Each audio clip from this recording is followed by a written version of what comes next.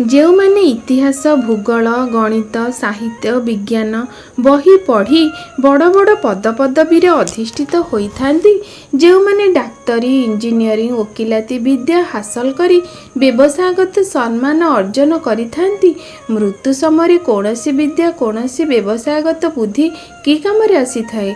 ए समय जो विद्या काम आसंता से विद्या तो तत्वदर्शी गुरुंग पाखरे थाए। से माने पाइबे कौठू? खाली बही पढ़ी कहीं डिग्री हासिल करिपारंती नाही, किंबा खाली देखी देखी कहीं डाक्तर होई पारंती नाही। एथिपाई पाठशाला एवं शिक्षकंकर आवश्यकता थाए। तेणु व्यवसायगत पाठ अलगा, जीवन दर्शन पाठ अलगा, शिक्षागत पाठ अलगा आ दीक्षागत पाठ मध्य अलगा। शिक्षागत पाठरे केवल बंची हेब, किंतु दीक्षागत पाठरे मृत्यु को जय करि हेब। निजको निजे चिन्हि पारिब, निजर परिचय कण ताहा मध्य जानि पारिब। जय गुरु।